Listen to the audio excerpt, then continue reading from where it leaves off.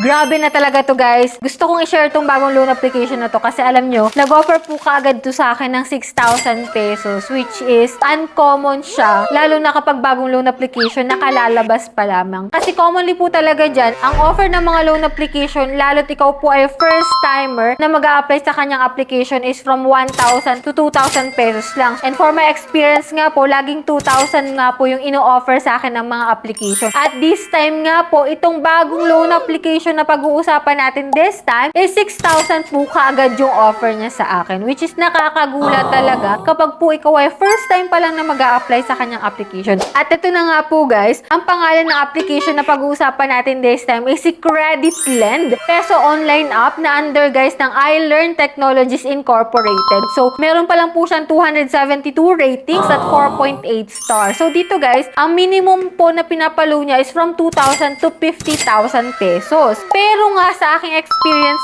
6,000 kaagad yung offer niya sa akin. Pero wait lang guys, huwag niyo muna itong i-install hanggat hindi niyo pa napapanood hanggang dulo kung anong meron sa application na to. So, ako muna yung nag-apply dito guys para ma-share ko sa inyo tong video na to. Kaya ngayon nga guys, bago natin pag-usapan itong si Credit Lend, kapag hindi ka pa po dyan nakasubscribe sa aking YouTube channel, naku, i-click mo na po yung subscribe button para updated ka lagi sa mga online loan application na naglalabasan dyan online. At this time nga po, every video po na ina-upload ko, may dalawang lucky winners po ako na pinipili. At ito nga po, i-announce ko na po yung unang lucky winner natin. Ayan, congratulations po sa'yo kaagad. I-PM mo na po ako para maklaim mo po yung prizes mo sa aking Gmail account. And for those na hindi pa nananalo, stay connected, stay active lang. Marami pa po tayong susunod na mga video. So, kaya don't forget to like this video, mag-iwan po ng comment dyan sa comment section at please share this video para maraming makapanood at makasali sa ating pa-monthly cellphone giveaway. So much for that guys. Ito nga yung bago loan application na pag-uusapan natin na si Credit Lend ay nag-offer ng 6,000 pesos sa akin. So, magkano ba ang pwede nating ma-receive dun sa 6,000? Kasi hindi maiiwasan dyan na may ibabawas sa service fee at interest. So, dito guys, alamin natin kung worth it ba na paglaanan ng oras ang pag-apply ko dito kay Credit Lend. Kaya kung interesado ka na malaman kung okay itong application na to, so keep on watching.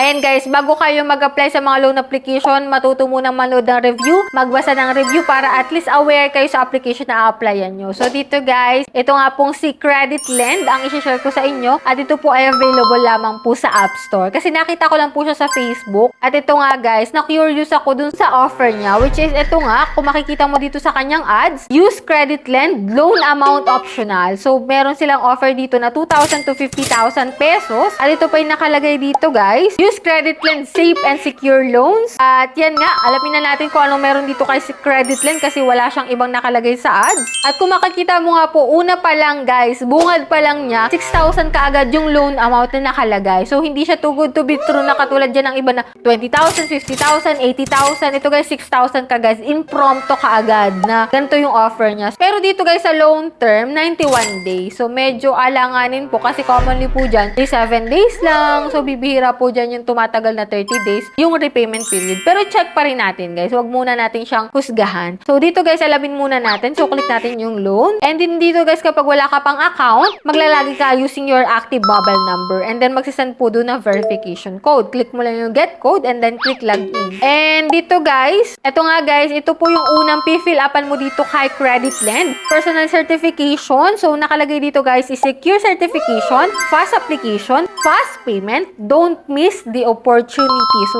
check natin guys. Click natin tong to borrow money. And dito guys, syempre ang unang step po is mag-upload ka ng iyong valid ID. One valid ID lang naman po. So, click natin yung upload the front ID. And ito po yung mga recommended ID type dito. Pili ka lang po dyan ng isa. Then, click mo yung next. So, meron ditong facial recognition. Click mo lang din yung next. And then, after nun guys, magpipill up na po tayo ng ating personal details. So, no need na po dito magpasa ng payslip or ng other documents. Wala na ding proof of income, one valid ID lang. And then fill upan mo lang po ito. Click natin yung next. Dito sa work information, fill upan mo lang din po ito. At dito sa contact information, 5 contact number yung hihingi nila. Which is, siguraduhin mo kung sino yung 5 na ilalagay mo dito kasi maaari po nila itong i-text or tawagan. So, click natin yung next. Dito guys, pwede mo pong ma-receive yung pera mo sa e-wallet, which is may option sila na GCash, Paymaya, ShopeePay, GrabPay, OmniPay Incorporated. Then, kapag wala ka pong e-wallet, pwede po sa any bank. So, click mo lang po yan. Ilagay mo lang po dito yung iyong bank information and then click mo yung next. And dito guys, sa credit lend, 100%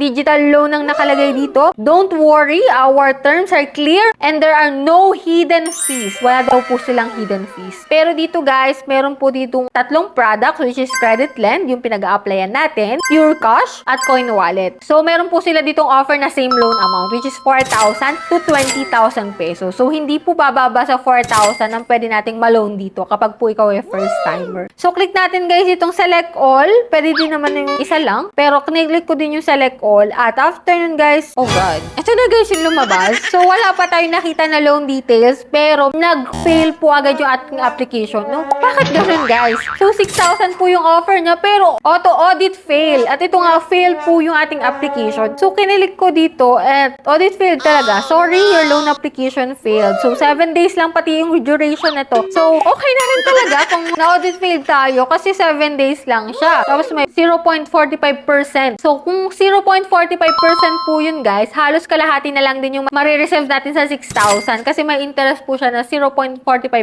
Kung i-check po natin sa calculator, yung 6,000 pesos times 0.45%, 2,700 po yung mawawala sa 6,000. At yung marireceive na lang natin guys sa 6,000 pesos is nasa 3,300 pesos. So, sa 7 days magbabayad ka ng 6,000 pesos pero 3,300 lang yung marireceive mo. So, para sa akin guys, okay na rin na na-audit failed ako, na auto-reject ako, kesa naman magbayad ako guys ng ganun kalaki. Tapos kung magkano lang din yung marireceive ko. Anyway, kung gusto nyo pa rin mag-try dito kay Credit Lend, why not? Hindi ko naman kayo pipigilan guys. So, at least na i-share ko sa inyo kung anong meron sa application na to, kung magkano yung pwede nating ma-receive, mautang, kung magkano yung interest, kung hanggang kailan mo siya pwedeng bayaran, which is 7 days lang po yung repayment period dito, hindi po 91 days talaga. So, nasa sa inyo na guys kung gusto nyo i-try itong si Credit Lend, pero sa akin nga nag-auto-reject siya, auto-failed. So, nasa sa inyo na baka sakaling ma-approve kayo kaagad-agad dito kay Credit Lend. Pero pag-isipan nyo mabuti guys, huwag kayong basta-basta mag-agree, mag-apply kung hindi tayo aware sa application. So, ito nga guys, at least aware na kayo dito, alam nyo na, nasa inyo na rin talaga yung desisyon. No? So, dito guys, kung kayo nakapag-apply na dyan at na-approve kayo, why not to share your experience dyan po sa comment section para at least makatulong tayo sa mga bago pa lang magta-try na umutang dito guys. So, kung kayo may mga katanungan pa dyan, comment nyo lang din po dyan sa baba, no? And bago tayo magtapos guys, i-announce ko po muna yung aking pangalawang maswerteng nanalo sa aking pa-daily Gcash giveaway. So, congratulations po sa'yo kaagad. I-PM mo na po ako sa Gmail account ko para ma-claim mo na po yung prizes mo agad-agad. Ayan, for those na hindi pa dyan nananalo, stay connected, stay active lang, wag aayaw. Ayan, so kung hindi ka pa po nakasubscribe, just click the subscribe button, turn on the notification bell, and be updated lagi sa ating mga latest uploads. So, bye-bye na muna for now guys. See you on my next video.